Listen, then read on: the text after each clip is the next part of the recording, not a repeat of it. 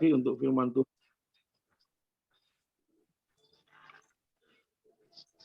Tuhan, terima kasih dan puji syukur. Malam ini kami diberikan kesempatan oleh Tuhan sekali lagi untuk bisa berkumpul di Zoom ini, Tuhan. Untuk mendengar kebenaran firman Tuhan.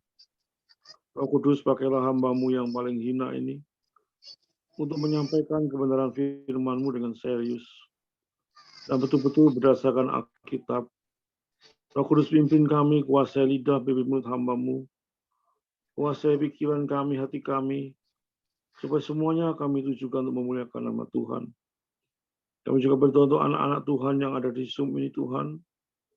Kiranya Roh Kudus tilik mereka satu persatu, jamah mereka satu persatu, supaya pada saat kebenaran firman Tuhan diberitakan, supaya mereka membuka hati yang paling dalam, menyediakan tanah yang subur sekali untuk kebenaran firman-Mu tumbuh dengan baik. Dan mereka mengalami pembaruan-pembaruan dalam kehidupan melalui kebenaran firman Tuhan. Bila firman Tuhan yang menegur, yang mengajar, yang mengatakan kesalahan, yang menasihati, semuanya dapat tertanam dengan baik. Tuhan, kuasailah ibadah ini, Tuhan, dengan tanya jawab yang nanti Tuhan ada sesuatu yang tidak mengerti atau ditambahkan atau dikurangi. Kini Engkau juga kuasai setiap anak Tuhan untuk bisa serius untuk mendengarkan firman Tuhan. Di dalam nama Tuhan Yesus, hamba berdoa dan ucapkan syukur. Yang percaya katakan amin. Shalom, saudara. Sudah dengar suara saya? Dengar ya? Shalom, shalom. Shalom. Saya malam ini membahas mengenai Gideon yang diangkat jadi hakim. Tapi kemarin persiapan saya masih belum selesai. Ini mungkin Gideon 2 kali khotbah, Pak. Jika kemarin saya mau batalkan, ternyata nggak bisa, nggak apa-apa. Jadi saya putus 2 nanti. Lain kali ada kesempatan saya sambung lagi. Itu sebetulnya hakim-hakim terambil dari hakim-hakim 6, 1-40. Tapi malam ini saya hanya bicara mengenai 1 sampai 20. So. Pak Andre bisa membantu saya untuk membacakan hakim-hakim 6, 1 sampai 20. Lebih dulu nanti kesempatan lagi kita sambung ke khotbah Gideon yang kedua, Pak. Hakim-hakim 6, 1 sampai 20. Ini saya cepat, Pak. Ini. Ya, sebentar, Pak. Hakim-hakim 6, 1 sampai 20. Hakim-hakim 6, 1 sampai 20.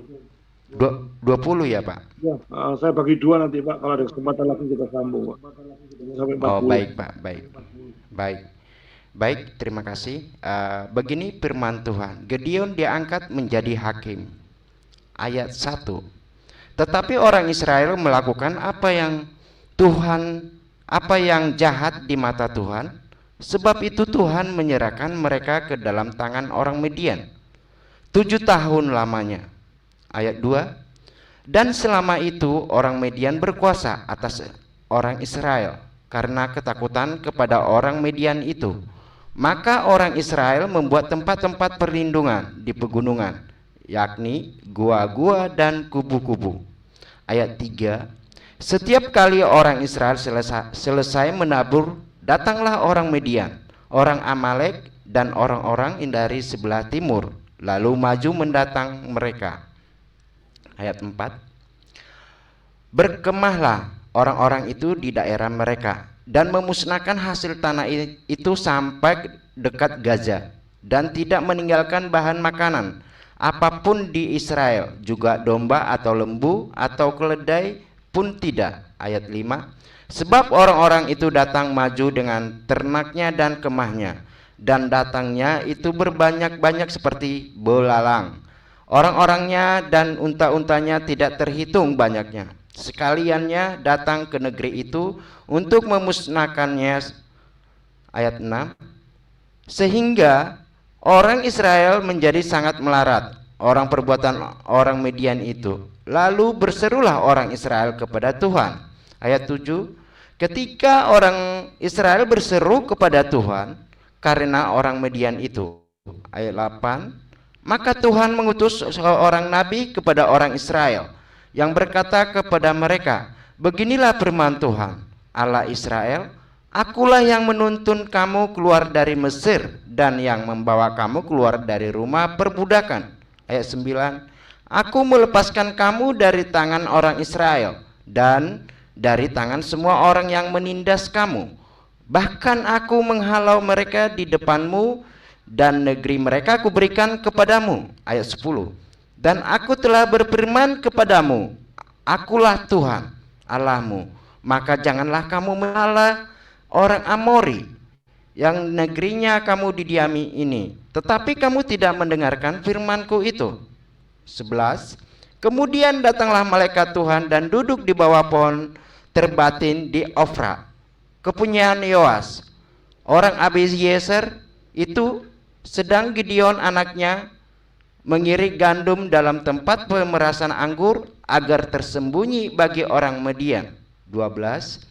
Malaikat Tuhan menampakkan diri kepadanya dan berfirman kepadanya, demikian, Tuhan menyertai engkau, ya pahlawan yang gagah berani. 13. Jawab Gideon kepadanya, ah Tuanku, jika Tuhan menyertai kami, mengapa semuanya ini menimpa kami? Di manakah segala perbuatan-perbuatannya yang ajaib yang diceritakan oleh nenek moyang kami kepada kami, ketika mereka berkata, bukankah Tuhan telah menuntun kita keluar dari Mesir? Tetapi sekarang Tuhan membuang kami dan menyerahkan kami ke dalam cengkraman orang Midian. Ayat 14. Lalu berpalinglah Tuhan kepadanya dan berfirman, pergilah dengan kekuatanmu ini dan selamatkanlah orang Israel dari cengkraman orang Midian. Bukankah aku mengutus engkau? Ayat 15. Tetapi jawabnya kepadanya, ah Tuhanku, dengan apakah akan kuselamatkan orang Israel? Ketahuilah, kaumku adalah yang paling kecil di antara suku Manase, dan aku pun seorang yang paling muda di antara kaum keluargaku. Ayat 16. Berfirmanlah Tuhan kepadanya, tetapi akulah yang menyertai engkau, sebab itu engkau akan memukul kepala orang Midian itu sampai habis. 17. Maka jawabnya kepadanya, jika sekiranya aku mendapatkan kasih karunia di matamu, maka berikanlah kepadaku tanda bahwa engkau sendirilah yang berfirman kepadaku. Ayat 18. Janganlah kiranya pergi dari sini sampai aku datang kepadamu, membawa persembahan dan meletakkannya di hadapanmu. Firman-Nya, aku akan tinggal sampai engkau kembali. Ayat 19. Masuklah Gideon ke dalam, lalu mengolah seekor anak kambing dan roti yang tidak beragi dari seeva tepung. Ditaruhnya daging itu ke dalam bakul dan kuah ke dalam periuk. Di bawahnya itu kepadanya di bawah pohon terbatin. Lalu sesungguhnya, ayat 20, berfirmanlah malaikat Allah kepadanya, ambillah daging dan roti yang tidak beragi itu, letakkanlah ke atas batu ini dan curahkanlah kuahnya, maka diperbuatannya demikian. Amin. Terima kasih Pak Andre yang cukup panjang. Baik. Saya menyiapkan ini, ternyata saya tidak bisa sampai tuntas, sehingga saya bagi dua Pak Andre. Jadi nanti mungkin kapan diberi kesempatan saya nanti ada Gideon kedua. Itu Pak Andre ya. Soalnya kita bahas sekali lagi masalah Gideon yang diangkat jadi hakim oleh Tuhan, saudara. Saudara, sebagai pendahuluan, saudara, orang Israel itu selama 40 tahun, saudara, di bawah pemerintahan daripada Nabi Deborah, yang sebelum saudara baca dari Gideon, itu Deborah yang memimpin bangsa Israel. Selama 40 tahun, bangsa Israel dipimpin oleh Nabi Deborah, dan kelihatannya semuanya aman, saudara. Pada waktu Deborah memuji Tuhan, memuliakan Tuhan, membawa bangsa Israel untuk menyembah Tuhan, semuanya menjadi aman. Pimpinannya aman. Pimpinannya berbuat sesuatu yang baik di hadapan Tuhan, pasti menyangkut semua rakyatnya. Maka kita kadang sebagai hamba-hamba Tuhan, pimpinan daripada jemaat, kita memang harus hati-hati. sikap kita sangat hati-hati pada Tuhan. Karena ini menyangkut suatu kehidupan orang banyak. Saudara. Saudara berbuat dosa, hamba Tuhan yang dipercayakan Tuhan memimpin jemaat, pada saat dia berbuat dosa, efeknya bukan hanya hamba Tuhan itu. Saudara. Efeknya banyak sekali. Jemaatnya bisa korak-karik, jemaatnya bisa karu-karuan semuanya, jadi terbengkalai semua. Jadi pikirkan, saudara makin dipercaya oleh Tuhan sebagai hamba Tuhan, makin hati-hati sikap saudara. Mulutnya saudara hati-hati, pikirannya juga hati-hati. Jangan sekali-sekali mengecam orang dan sekali mengeluarkan kata-kata yang sembrono, kata-kata fitnah, kata-kata menghujat, kata-kata mengolok-olok orang, dan sebagainya. Sebab hamba Tuhan itu teliti, sebelum bicara, itu betul-betul berpikir, dalam otaknya itu berpikir secara serius. Apakah setiap pembicaraan saya itu menyenangkan Tuhan atau tidak? Menyakitkan Tuhan atau tidak? Menyakitkan manusia atau tidak?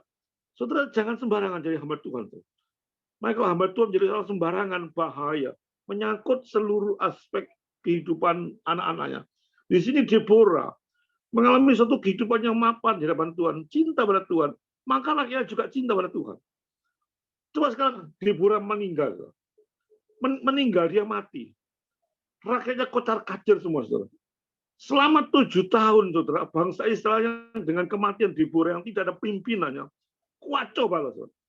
Sudah diajari Deborah menyembah Allah yang benar, tetapi setelah Deborah mati, dia kembali lagi menyembah orang Amori. Menyembah patung-patung orang Amori yang terlibat selama 7 tahun, saudara. Saudara, kita manusia yang penuh dengan dosa, saudara. Ada pimpinan yang baik, semuanya baik. Pimpinannya sudah meninggal karena mereka melari lagi kepada dosa. Saudara, hati-hati, saudara. Jangan sampai kita jangan sampai kita mau terpancing oleh hal-hal yang aneh-aneh. Saudara. Bangsa Israel bangsa tegar tengkuk. Saudara. Pimpinannya baik, semua baik. Pimpinannya meninggal, semuanya meninggal. Saudara. Saudara, selama 7 tahun bangsa Israel mengalami berdosa. Dan Allah begitu melihat bangsa Israel kok berdosanya demikian, saudara. Allah mengamuk sama bangsa Israel.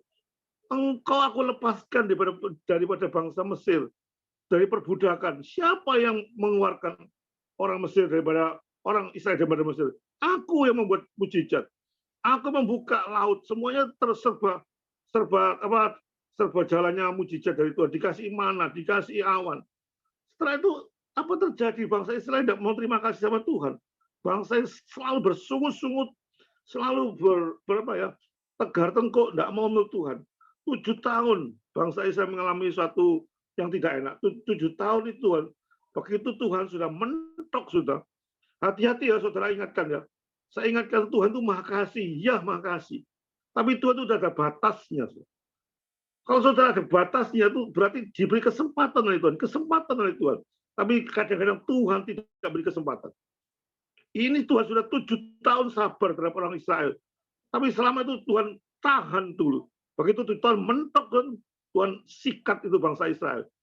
Melalui bangsa Median, melalui bangsa Median, bangsa Amalek, melalui bangsa Median dan orang-orang timur yang lain. Itu diambil sama Tuhan, dipakai oleh Tuhan untuk menindas bangsa Israel. Dan setelah penindas bangsa Israel itu caranya Tuhan itu berbeda-beda. Yang saya lihat ini sangat unik, saudara. Bagaimana Tuhan memakai bangsa kafir, bangsa tidak mengenal Tuhan Allah, untuk menindas bangsa yang mengenal Allah. Selama 7 tahun Israel mengalami suatu keberdosaan, sudah mentok Tuhan memakai bangsa Median dan orang timur lain untuk menghajar dari gurun Arab, menghajar orang Israel. Saudara, caranya gampang, saudara. Orang Median itu tidak memerangi orang Israel, saudara. Diam aja, saudara. Diam, tapi begitu orang Israel itu mau panen, baik itu panen tanamannya maupun panen ternaknya, langsung dia datang, saudara. Dengan segerombolan orang dikatakan seperti belalang. Saudara tidak pernah perang, tidak tahu perang orang bangsa Median, tidak pernah menindas orang Israel. Tapi ini cara yang kadang-kadang nggak enak. Katanya baik, tapi lebih jahat, saudara. Katanya, nggak perang kok, nggak bunuh, nggak disiksa, nggak apa-apa. Tapi caranya sangat nggak enak. Kadang-kadang gitu. Kadang-kadang orang bengis, bunuh-bunuh, pukul-pukul. Ini caranya halus, tapi juga tidak enak. Dia diem-diem aja. Setelah Israel panen, begitu panen mau diambil, semua ternaknya, semua tanamannya datang loh orang Median, orang Arab, datang berbondong-bondong, dikatakan banyak sekali mati, diambil panennya orang Israel. Orang Israel yang nanam mau panen, panennya diambil orang Median. Dan ini berjalan selama 7 tahun. Jadi orang Israel itu tidak pernah panen selama 7 tahun. Begitu panen diambil, begitu panen diambil oleh Median. Sehingga kelaparan terjadi di bangsa Israel. Dikatakan bangsa Israel menjadi orang yang melarat. Nah, setelah 7 tahun orang Israel mengalami kemelaratan, baru dia berteriak-teriak pada Tuhan. Tuhan, ini kenapa Tuhan kok gini Tuhan? Orang Median itu kenapa bangsa kafir, saya bangsa yang mengenal Tuhan. Kenapa bangsa kafir bisa menjajah saya? Saudara, itu kadang-kadang gambaran saudara saya, orang-orang Israel. Begitu sudah dijajah oleh Iblis, sudah hancur habis-habisan. Kemelaratan sudah ada di orang Israel, baru diberteriak-teriak. Saudara, kalau kita sudah menghadapi satu persoalan, ya kadang-kadang masih bisa dihadapi sendiri. Kita kadang-kadang tidak mengandalkan Tuhan. Tapi begitu persoalan tidak bisa dihadapi, istilah Jawanya itu mentok, baru kita berteriak-teriak pada Tuhan. Saudara, orang Kristen sungguh-sungguh tidak begitu, saudara. Di tengah-tengah menghadapi persoalan apapun, sekecil apapun, satu juga berteriak pada Tuhan. Bukan pada saat mentok sudah tidak bisa diatasi, baru berteriak. Seperti Tuhan itu ban serep, saudara. Oh, setelah saya tidak bisa menyelesaikan masalah, baru saya berteriak pada Tuhan. Saudara, saya kasih tahu malam ini, saudara. Saudara, kalau menghadapi persoalan apapun, saudara, sedikit apapun, saudara, jangan biarkan persoalan itu menumpuk, saudara. Hal-hal yang paling kecil saat sedang alami, langsung bicara pada Tuhan. Langsung berkata pada Tuhan, Tuhan ini aku menghadapi ini, sehingga kasus tidak menjadi besar, saudara. Itu saya lihat banyak orang-orang Kristen menghadapi kasus begitu sudah mentok, kanker, sedempat tidak bisa disembuhkan, atau menghadapi keuangan yang begitu mepet sekali mati, sudah punya uang sama sekali, baru berteriak-teriak pada Tuhan. Seolah Tuhan tidak adil. Kenapa Tuhan aku kok gini? Kenapa aku makan tidak bisa? Kenapa aku kok sakit-sakitan terus? Kenapa dia macam-macam? Padahal yang salah itu bukan Tuhan, saudara sendiri yang salah. Saudara, bangsa Israel pada saat dijajah oleh media 1 tahun, 2 tahun, diem ya. Begitu sudah mentok 7 tahun kelaparan, baru berteriak. Puji Tuhan, Allah kita Allah yang penuh dengan kasih. Allah yang setia dan Allah yang adil. Dia pada waktu bangsa Israel minta tolong pada Tuhan, dia memberikan suatu hakim atau suatu nabi kepada orang Israel. Tetapi kita lihat di sini, saudara. Orang Israel itu tobat, saudara. Kalau saudara perhatikan ayatnya, orang Israel itu tobat bukan karena takut pada Tuhan, karena dia takut pada hukumannya, saudara. Ini bahaya, saudara, anak-anak Tuhan. Kalau kita takut pada hukumannya, kalau pada waktu kita berdosa, kita takut pada hukumannya. Aduh, nanti kena apa saya nanti ya? Saya berbuat dosa, nanti ada apa-apa nih. Nanti di tengah jalan saya bisa kecelaka. Nanti kerjaan saya bisa tidak untung, macam-macam. Tapi kita nggak takut sama Tuhan. Saudara, kita berdosa, itu mestinya kita takut sama Tuhan, bukan takut pada hukumannya. Efek daripada dosa memang hukuman. Tapi bukan takut pada hukuman. Kalau takut pada hukumnya, nanti bisa kumat lagi. Kalau kita takut pada Tuhan, itu betul-betul takut, betul-betul nggak mau lagi, nggak mau kita istilahnya kapuk lombok. Kalau takut pada hukumannya, itu kadang-kadang kita seperti tobat kumat lagi. Setelah hukumannya selesai, kumat lagi, saudara. Setelah selesai lagi, setelah sakit sembuh lagi, kumat lagi, saudara. Tapi kalau kita takut pada Tuhan, senantiasa tobat, saudara. Senantiasa takut pada Tuhan. Saudara, Tuhan mendengar jeritan bangsa Israel, saudara. Sangat mendengar. Ini orang bangsa yang begitu Allah begitu baik. Tapi kali ini Tuhan tidak memberi hakim, tapi memberikan nabi, menegur dengan keras dosa-dosa bangsa Israel. Ditegur sama Tuhan, kamu itu bangsa tegar-teguk. Dulu sudah dikasih gini. Ayat 10 kalau sudah baca, kamu gak taat. Kamu kenapa sih seperti gini loh? Maksudnya Tuhan, kamu sudah tak kasih mujizat, tak kasih macam-macam, tak kasih kelonggaran, kok tetap begini? Seperti saya mengajar anak saya, aduh kamu kok gini ya? Kepinginnya kamu tuh begitu kok gini terus. Saudara, pada saat Tuhan mengajar saudara dan saya, apa Tuhan tidak sedih? Sedih, saudara. Kenapa sih imanku gak obat-obat? Itu Tuhan. Ngamuk sama sambil penuh dengan kasih, itulah Tuhan kita. Dan kadang-kadang kita sih yang membandel. Kita sering kali membayangkan Tuhan itu jahat, Tuhan itu tidak adil. Kenapa Tuhan itu menghukum saya? Padahal kesalahan saya itu yang paling besar. So, masa kita diajar sama Tuhan, kenapa kita tidak bersama Tuhan? Puji Tuhan, puji Tuhan, puji Tuhan. Saudara, seringkali kita melihat Tuhan itu kenapa dibiarkan kok gini. Saudara, Allah itu tidak menghukum Israel, membiarkan bangsa Median itu sudah kayak gini. Saudara. Apalagi Allah menghajar, saudara. Lebih nemen, saudara. Saudara, Allah bisa memakai segala sesuatu siapapun untuk menghajar saudara dan saya. Kalau saudara berbuat dosa, yang sudah tidak karu-karuan. Saudara, Tuhan bisa memakai siapapun, saudara. Atau orang yang tidak diduga-duga bisa menghukum saudara dan saya. Saudara, Tuhan mempunyai 1000 cara untuk membangkitkan saudara, tapi Tuhan juga mempunyai 1000 cara untuk menghukum saudara. Saudara, dalam kondisi saudara punya uang misalnya, saudara minta sama Tuhan sungguh-sungguh, Tuhan memberikan 1000 cara untuk saudara bangkit dari kebangkrutan. Tapi Tuhan juga bisa memberikan 1000 cara untuk saudara dihajar oleh Tuhan. Saudara ingat, Tuhan Maha Kasih, tapi juga Tuhan Maha Adil. Keadilan itu menjadi suatu hukum atau hajaran bagi saudara dan saya. Saudara, penderitaan orang Israel itu berat, saudara. Panen diambil, panen diambil, panen diambil 7 tahun. Tapi orang Israel nggak sadar-sadar bahwa dia berbuat dosa. Dia berteriak-teriak badan Gideon menuduh Tuhan. Tuhan, katamu engkau Allah yang hebat. Katamu dulu kata nenek moyang kita kamu Tuhan yang paling luar biasa karena muja. Lu kok sekarang kok gini? Bangsa kita kok diginikan sama Tuhan? Itulah kurang ajarnya Gideon, saudara. Bicara sama Tuhan demikian. Lu Tuhan, kamu tuh katanya nenek moyangku ceritanya kamu tuh hebat, membuka laut macam-macam. Lu kok sekarang membiarkan bangsa Median untuk menghancurkan kita? Sudah sering kali itu kita seperti Gideon pikirannya, saudara.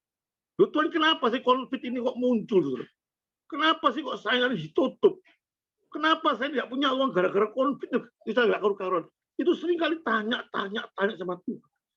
Tapi kita tidak introspeksi. Kita tidak betul-betul menyadari, oh ini ada konflik. Ada sesuatu apa di balik rencana Tuhan. Tuhan pasti menolong. Tuhan pasti memberikan yang terbaik. Seringkali kita menghadapi suatu keadaan itu dengan tenang, tapi marah. Saudara. Saudara, Allah memakai Gideon untuk menolong Israel. Saudara. Allah yang begitu baik. Saudara.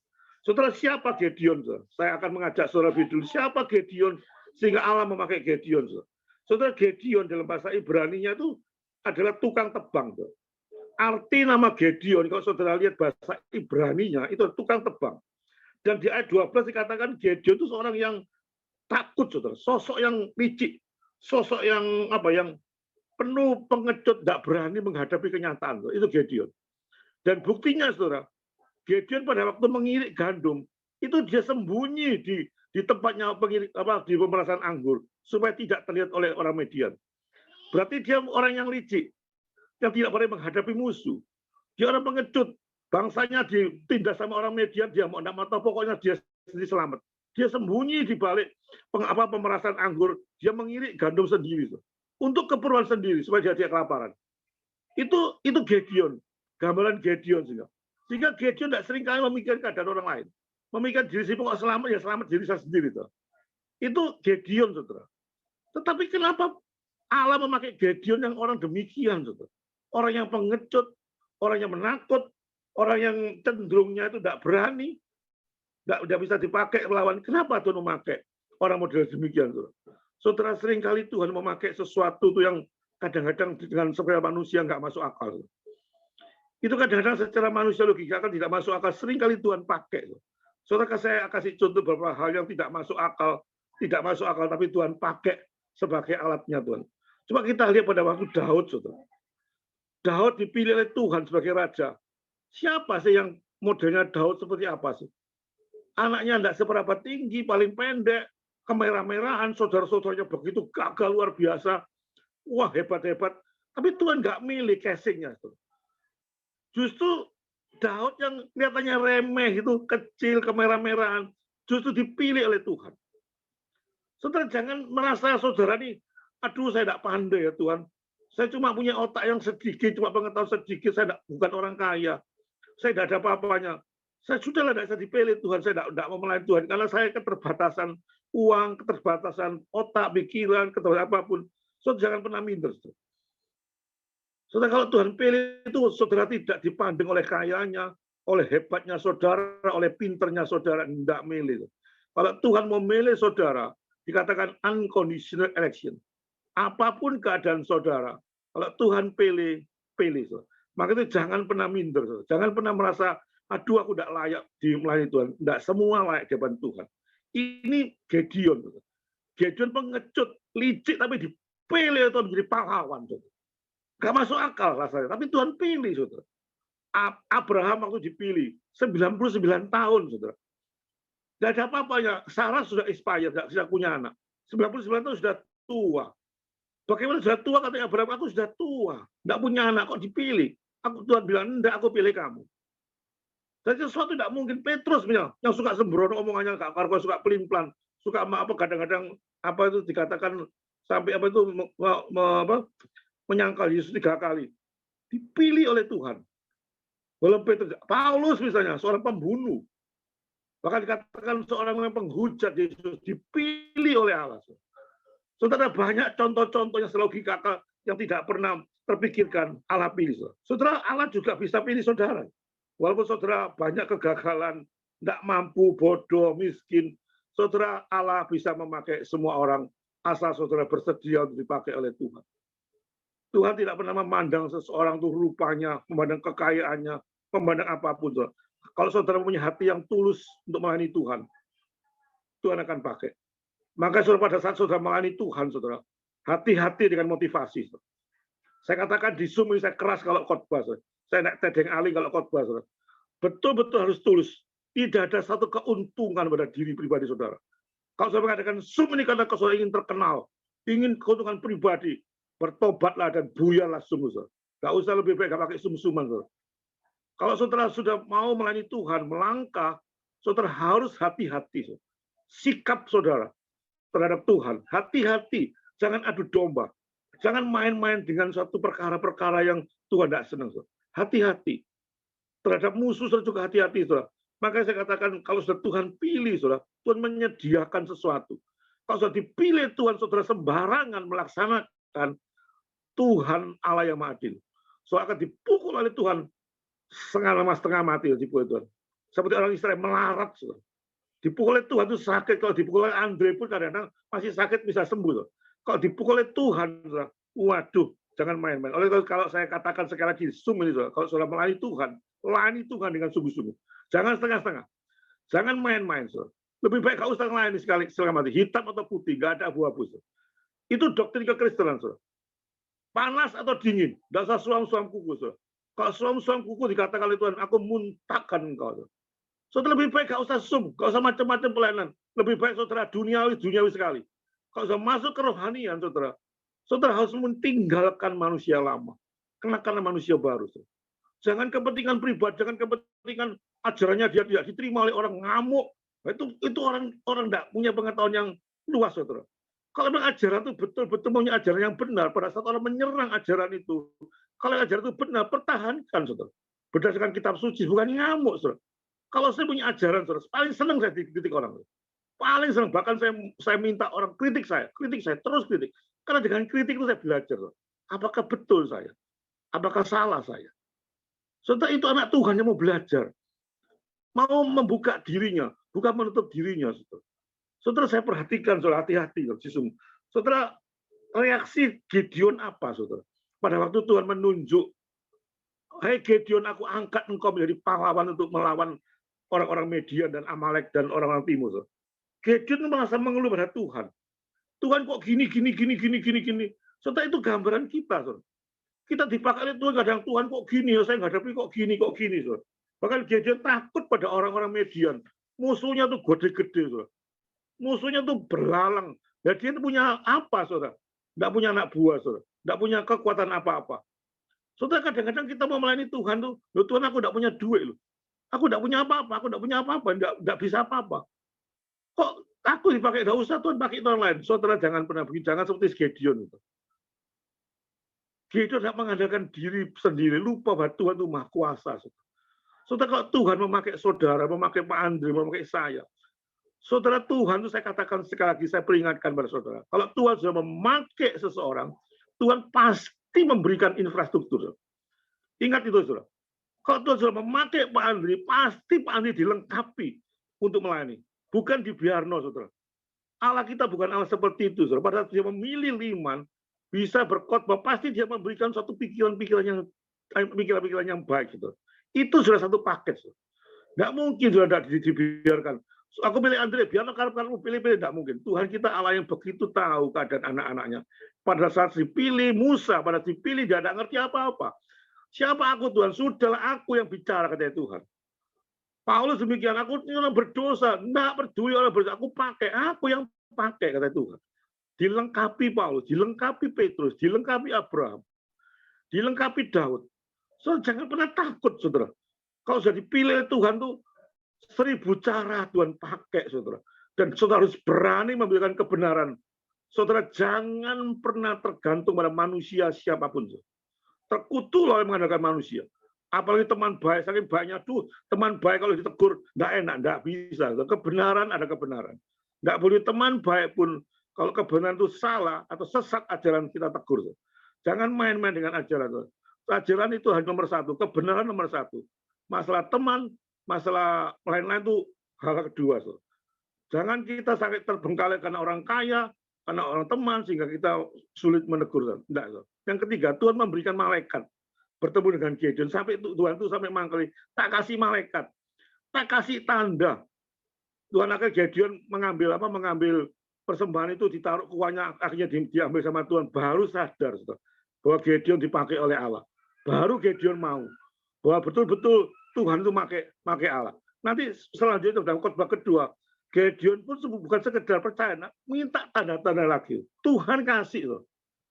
Tuhan kasih, saudara. Kalau saudara dipakai Tuhan, Tuhan kasih apa yang saudara minta, asal mintanya itu untuk pelayanan. Tuhan tidak mungkin tidak kasih. Saudara. Kalau minta untuk kesenangan pribadi saudara, kalau minta untuk orang dipuji, memuji-muji saudara, Tuhan tidak pernah kasih.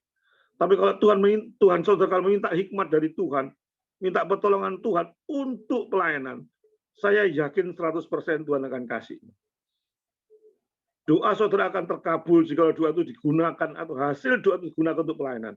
Bukan untuk kepentingan saudara sendiri, bukan untuk menyenangkan orang kaya, bukan untuk menyenangkan teman, tapi menyenangkan Tuhan. Pasti Tuhan memberi.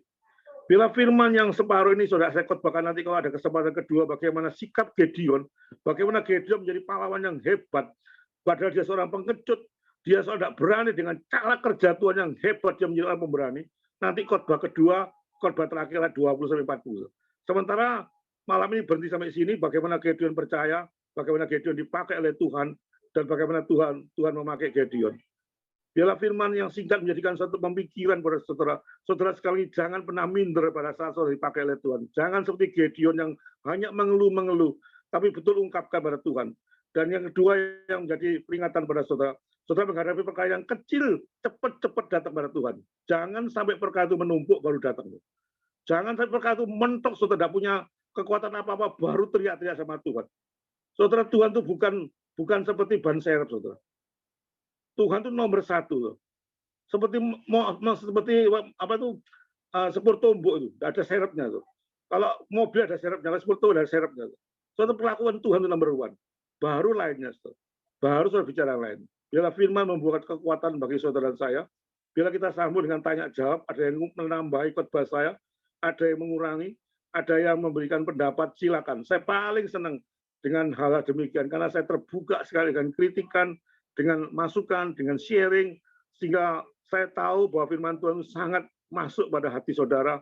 Dengan terbukti saudara sharing, dengan terbukti saudara menanya yang tidak tahu. Amin, saudara. Saya kembalikan pada Pak Andri untuk acara selanjutnya.